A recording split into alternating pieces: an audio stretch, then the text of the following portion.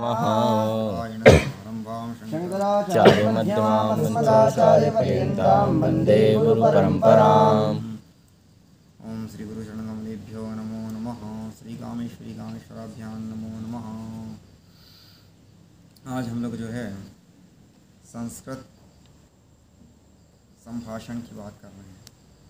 संस्कृत संभाषण, संस्कृत की क्या ज़रूरत है, क्यों हम लोग जो है संस्कृत पढ़ें। अब संस्कृत की आवश्यकता क्या है। जब किसी विषय वस्तु की, सब्जेक्ट की हमको जब ज़रूरत पड़ेगी तभी उसमें हमारी रुचि होगी। अब आप कर्मकांड पढ़ रहे हैं, सप्तशती पढ़ रहे हैं, गीता पढ़ रहे हैं, भागवत पढ़ रहे हैं, तो इन सबको पढ़ने के लिए जिस भाषा में आप पढ़ रहे हैं, सबसे पहले उस भाषा का वर्ण ज्ञान होना चाहिए। जो भाषा में जो लिपि है, जो शब्द हैं, वो क्या है। इसके लिए जो है आपको संस्कृत व्याकरण की आवश्यकता है। आप संस्कृत व्याकरण में जो है मूल ग्रंथ पाणिनि जी का अष्टाध्यायी है, और उतना ना पढ़ सकें तो थोड़ा बहुत तो पढ़िए ही पढ़िए। इसमें थोड़ा बहुत शब्द वर्ण का, संधि समास का, शब्द रूप धातु रूप का, इसका आपको ज्ञान हो जाए। इसके लिए जो है संस्कृत व्याकरण पढ़ना अनिवार्य है। संस्कृत व्याकरण पढ़ना एक बात है कि वो जो है वेद का अंग भी है, और दूसरी बात जो है संस्कृत एक ऐसी भाषा है जिसका लोक से लेकर परलोक तक एक ही है। उस पर जो है जैसे इंग्लिश में जो है RAM, उसमें जो है राम लिखते हैं, और जब कंप्यूटर फील्ड में जाते हैं तो वहाँ पर उसको जो है रैम बोलते हैं। तो संस्कृत का जो यहाँ पर होगा सा भवती, और वहाँ भी होगा सा भवती, और जो है ऊपर जाओगे तो ऊपर भी जो है सा भवती ही होगा। विसर्ग हलंत का उच्चारण कैसे करना है वो जो है एक समान ही होगा। कहीं थोड़ा बहुत उच्चारण का अंतर हो सकता है, परंतु भाषा का जो शब्द का जो अर्थ है, तो मात्रा का जो अर्थ है वो एक ही है। वो जो है यहाँ से लेकर वहाँ पूरे भूमंडल में आप कहीं चले जाइए, वो जो है कभी किसी प्रकार का जो है इसमें कमी बेसी नहीं होगी, एक समान होगा। तो संस्कृत भाषा एक ऐसी वैज्ञानिक और पूर्ण भाषा है जिसमें जो है सब कुछ है। उसी में जो है धर्म, अर्थ, काम, मोक्ष का जो ज्ञान है वो संस्कृत भाषा में ही है। अर्थ कैसे मिलना है, धर्म के बाद जो है अर्थ है, अर्थ के बाद काम है, काम के बाद जो है मोक्ष है। तो आपको लौकिक सुख चाहिए, पारलौकिक सुख चाहिए, सुख चाहिए, इसका ज्ञान कैसे होगा, वो भी जो है संस्कृत से होगा। क्यों? क्योंकि बिना ज्ञान के जो है आपको सुख नहीं मिलेगा ना। तो ज्ञान प्राप्त करना है, किसी विषय को पढ़ना है, तो उससे किससे होगा, संस्कृत भाषा से होगा।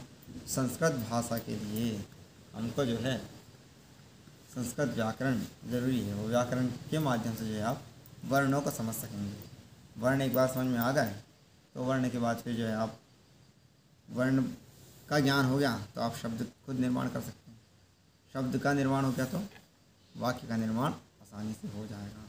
और अब आपके जितने भी जो आप ग्रंथ पढ़ रहे हैं, इस सब में जो है संस्कृत शब्द वाक्य हैं, उनका उच्चारण कैसे करना है, उसके लिए आपको संस्कृत संभाषण की जरूरत है। संस्कृत शब्द वर्णमाला की जरूरत है। संस्कृत व्याकरण की अनिवार्य नितांत आवश्यकता है। इसीलिए जो है एक ये कुछ शब्द दिख रहे हैं, इस पर एक कहते हैं कि एक पंडित जी थे, और जो है वेद का अध्ययन करके, पुराण का अध्ययन करके अपने पिताजी के पास गए।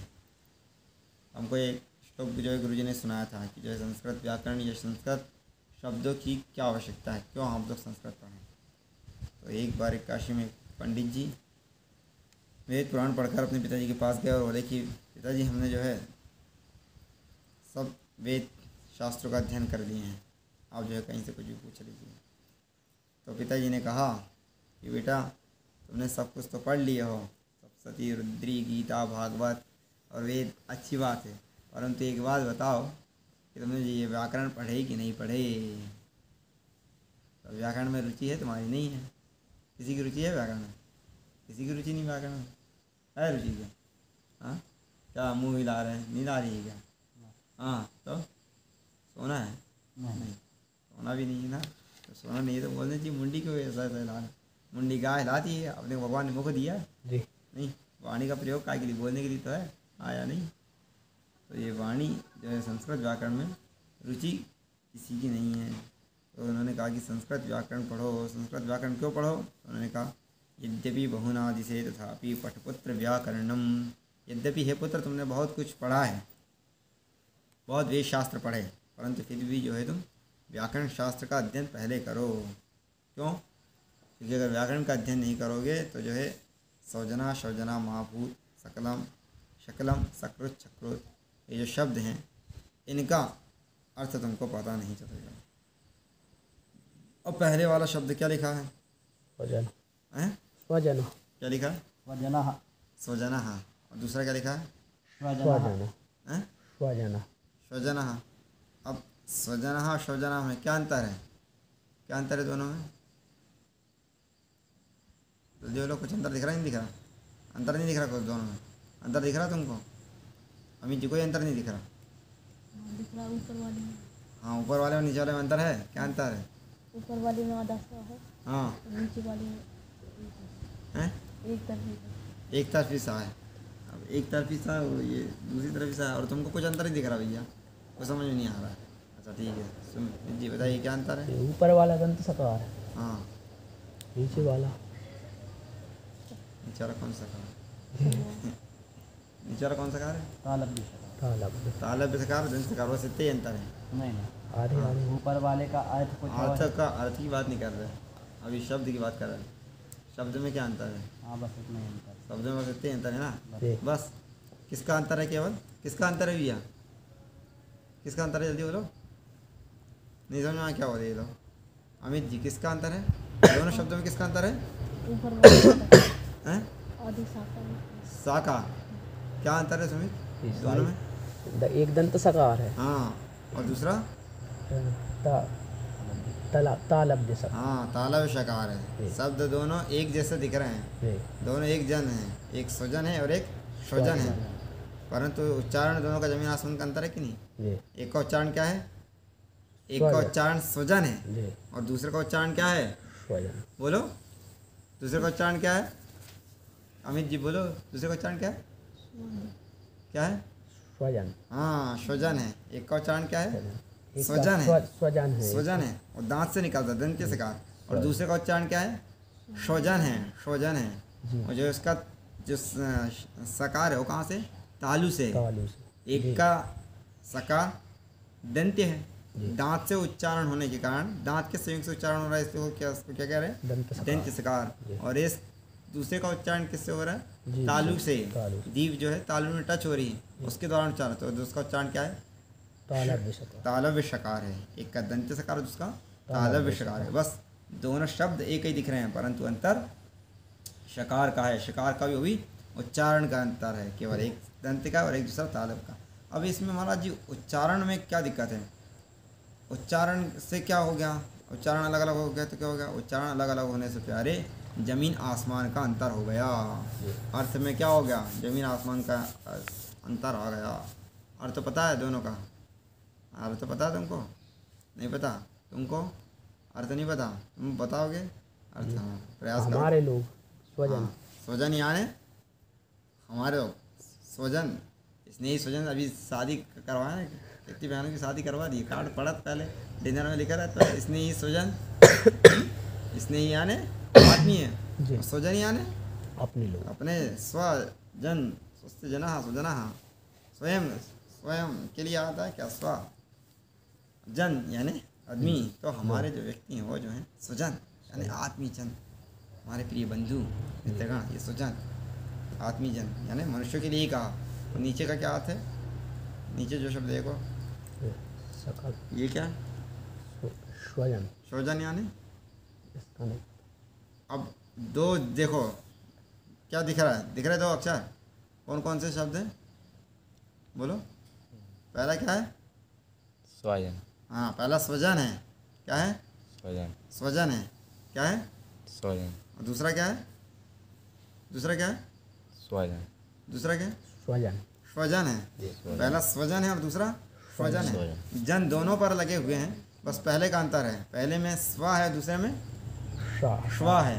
स्व। बोले हे पुत्र अगर तुम व्याकरण नहीं पढ़ोगे तो तुमको ये अंतर समझ में नहीं आएगा। शब्द एक सा दिख रहा है, परंतु अंतर जमीन आसमान का, अंतर अर्थ से जो है ज़मीन आसमान का अंतर है।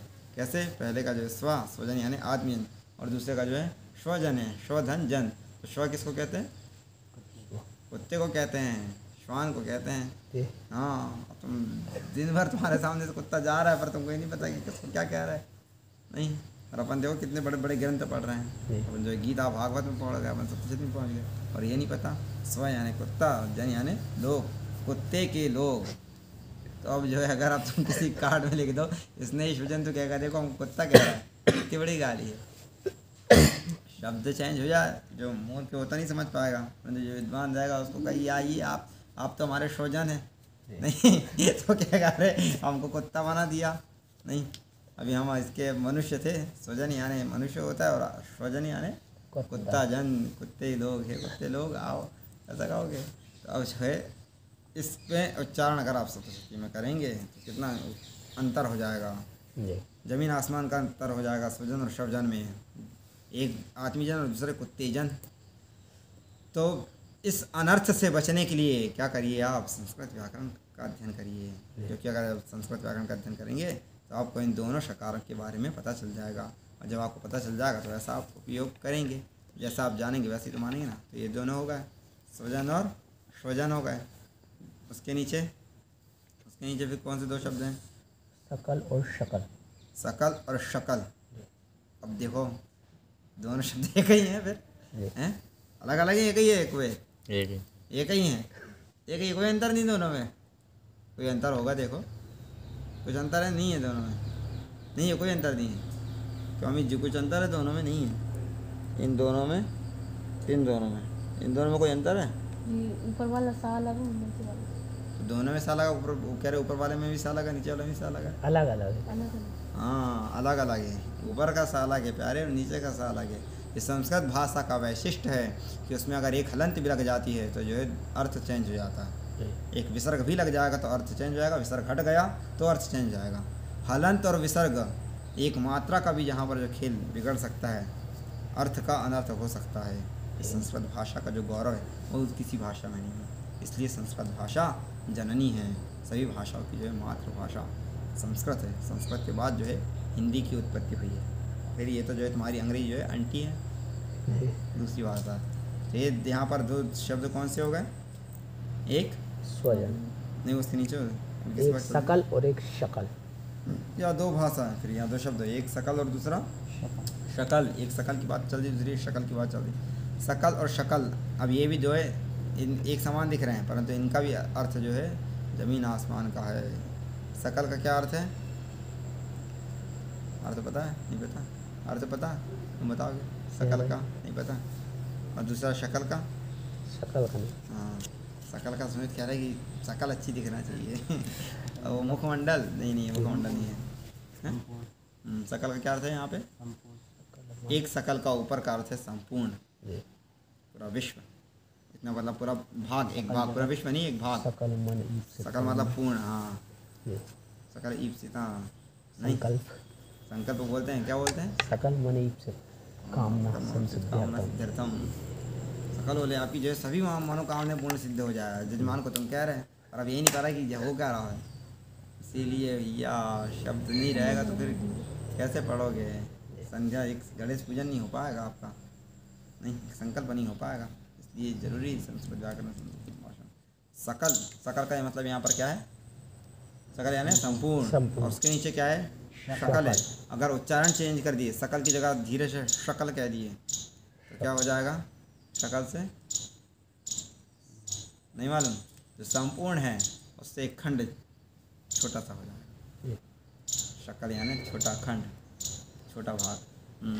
संपूर्ण पूरा, वो पहला बड़ा भाग बोला, इतना बड़ा संपूर्ण हो रहा है, इतनी पूरी हथेली का जो इतना पूरा प्रसाद हमको दे दो। सकल प्रसादम दातु में सजे, सब कुछ और पूरा प्रसाद में ही दे दो। नहीं, अब सकल कहना था, इच्छा तो पूरी थी, परंतु क्या हो दिया? शकल कह दिया। शकल कह दिया तो जो है सामने वाला विद्वान तो उन्होंने उठा के जो है थोड़ा सा मुर्रा दे दिया। अरे हम मांग रहे थे पूरा और दे देंगे इतना, तो बोलेंगे पंडित जी आपकी गलती, आपने जो है सकल नहीं शकल कहा। तो ये देखिए उच्चारण का जो है ज़मीन आसमान का अंतर हो गया।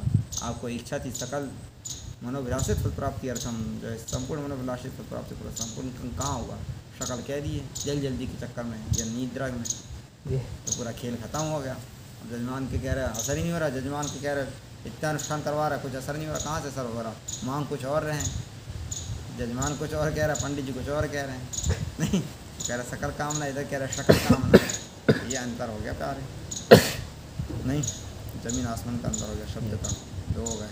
तीसरा सकृत सकृत और शकृत। सकृत और दूसरा शकृत, शकृत सकृत और दूसरा शकृत। सकृत। सकृत यानी अंतर समझ में आ रहा है, दोनों में नहीं है, नीचे एक ही है, दोनों एक ही हैं, अभी एक ही दिख रहे हैं, तुम्हारी माया मतलब एक ही है, तुम्हारी माया में कोई भेद नहीं है, तब एक ही माया है बोले, क्या है सक्रत सक्रत एक ही है बोले, हैं सक्रत और शक्रत में क्या अंतर है, नहीं पता। सक्रत यानी एक बार, जी सक्रत यानी एक बार कहोगे, एक बार जो है हमको जो है भोजन दीजिए, एक बार हमको जो है दक्षिणा दीजिए, एक बार हमको जो है सुअवसर प्रदान करिए पूजन पाठ का कामेश्वर में।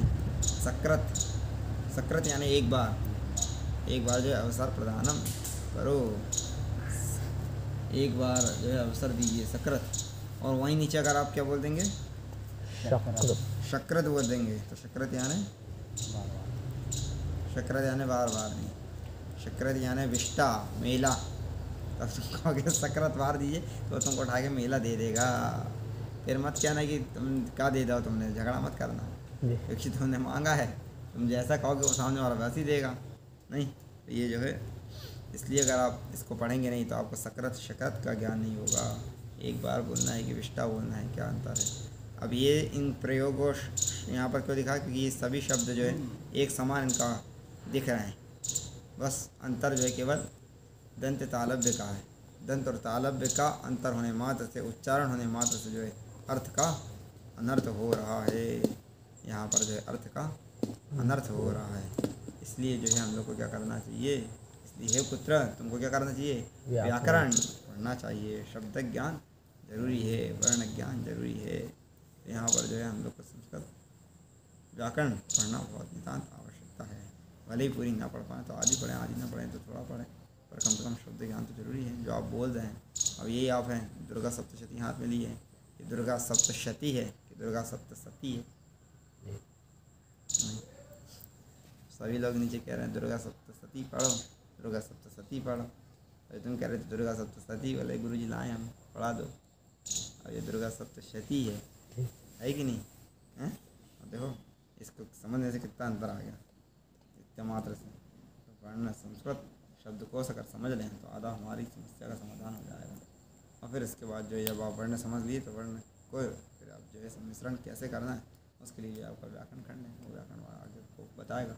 तो इसलिए संस्कृत भाषण, संस्कृत भाषा का ज्ञान होना बहुत ज़रूरी है। ये के ज्ञान से जो है आपको आध्यात्मिक बल तो मिलेगा ही मिलेगा। दूसरी बात ये है कि संस्कृत भाषा जो है देव भाषा है, संस्कृत बोलने से पुण्य नहीं मिलता, हिंदी बोलने से पुण्य नहीं मिलता, परंतु संस्कृत बोलने से जो है पुण्य मिलता है, ऐसा है, ये देव भाषा है। इसलिए अधिक से अधिक संस्कृत का प्रयोग करना चाहिए, अधिक से अधिक भाषा में जो है व्यवहार में संस्कृत का ही वार्तालाप करना चाहिए, संस्कृत को ही बोलना चाहिए। वदतु संस्कृतम जयतु संस्कृतम, संस्कृत बोलो तो संस्कृत की जयकार करो, तो जो है आप लोग का कल्याण होगा ही होगा। दूसरी बात जो है आपको जितना भी ज्ञान है, अब सभी आदमी जो है भागवत सुनते हैं, भागवत का लाखों करोड़ों रुपए लेते हैं, क्यों? तो उसमें ऐसा ज्ञान है नहीं। तो भागवत किस में है? संस्कृत भाषा में। संस्कृत पढ़ने से वो ब्रह्म ज्ञान तुमको मिल जाएगा कि नहीं? हाँ नहीं, जो खजाना, जब खजाने की अगर चाबी मिल गई तो फिर क्या बात है, नहीं फिर किसी से मांगना है खजाना दो खजाना दो, अरे खट से जो है चाबी खोला और चल दिया, नहीं। फिर आपको तंत्र शास्त्र पढ़ना है, आगम शास्त्र पढ़ना है, जो वेद पढ़ना है, कर्मकांड पढ़ना है, उपासना कांड पढ़ना है, जो भी कुछ पढ़ना है, ऐसा है। ग्रंथ हाथ में आया, भाषा उसकी पकड़ लिए, मुखम व्याकरणम स्मृतम, और ये जो है वेद का अंग भी है, व्याकरण जो है वेद का अंग है, तो जो है वेद का अंग होने से वो भी जो है कल्याणकारी है, ऐसा है। वेद के 6 अंग हैं, शिक्षा कल्प व्याकरण निरुक्त छंद ज्योतिष, और सभी जो है वेद के 6 अंग, ये सभी 6 अलग अलग अंग हैं। शिक्षा व्याकरण निरुक्त छंद ज्योतिष। छंद शास्त्र भी जरूरी, आपको छंद शास्त्र रहेगा तो आप जो है श्लोक क्रमबद्धता से लिख पाएंगे, श्लोक की रचना कर पाएंगे। श्लोक का किस प्रकार से गायन है ये छंद शास्त्र बताएगा, ऐसा है। इसलिए छंद शास्त्र, व्याकरण शास्त्र, ज्योतिष शास्त्र, इन सब का ज्ञान होना बहुत ज़रूरी है। उसी में जो है हम लोग अभी आपको जो है एक पुस्तक जो है संस्कृत संभाषण की छोटी सी पुस्तक है, इसका नाम है प्रारंभिक रचना अनुवाद कौमुदी। इस पुस्तक को आप अपने पास रख लीजिए। इसके अनुसार इसमें जो है 30 दिन का इसमें कोर्स दिया। 30 दिन के कोर्स में जो है आपको शब्द रूप, धातु रूप, कौमुदी, शब्द रूप, धातु रूप, अव्यय, प्रत्यय, जिसको क्या कहते हैं, कहाँ कहाँ क्या प्रयोग होते हैं, वो सब जो है आपको साधारण रूप से बता देगा। ऐसा थोड़ा सा क्लिष्ट जाएगा बाद में, पर वही है कि अब जब गुलाब जामुन खाना है तो जो है घी खरीदो, फिर उसके बाद जो है खोआ खरीदो, नहीं फिर गैस चाहिए, तो ताम झाम तो करना ही पड़ेगा। नहीं, जितना अधिक परिश्रम होगा उतना अधिक आनंद आएगा। नहीं, तो रबड़ी खाने के लिए जो है दूध को ज़्यादा उठाना पड़ेगा। जितना आप दही मस्तिष्क का मंथन करेंगे उतना जो है आपको आनंद मिलेगा, ऐसा है। आपका ये समझ में ना आता है तो समझ में नहीं आता, तो उसी के लिए तो पुस्तक है। जो ग्रंथ हम नहीं पढ़े उसी को पढ़ाना चाहिए। नहीं, फिर एकदम ही जो है आउट ऑफ माइंड होगा तो देखी जाएगी। नहीं, पर फिर भी कम से कम कुछ नहीं तो 10 कदम चलने की सोच हो तो कम से कम 2-5 कदम तो चलोगे, और 2-5 कदम भी अगर चलते हो तो कुछ ना कुछ तो मिलेगा ही मिलेगा। नहीं हैं? चलता ही नहीं है अपनी तबीयत। हाँ अमित जी क्या कह रहे हैं, अब जो चलेगा ही नहीं तो कहाँ से मिलेगा। नहीं इसलिए जो है चलने का प्रयास तो करो। मत कहो कि संस्कृत बहुत कठिन है, बहुत कठिन है, बहुत कठिन। मन में बहम बांध के बैठ दी कठिन है कठिन है, तो वो हमेशा कठिन ही रहेगी।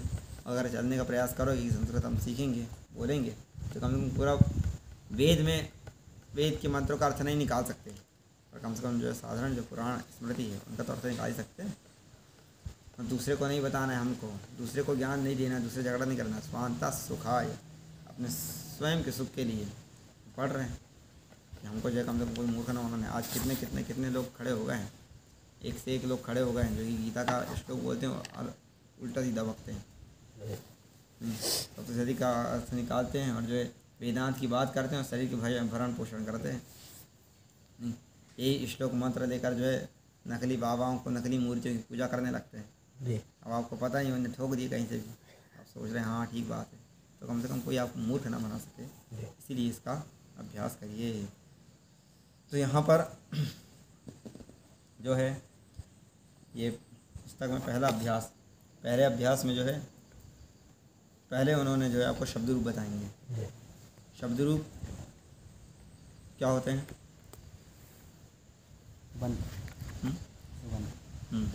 सुबंत कोई जो है शब्द रूप कहते हैं। नहीं, जैसे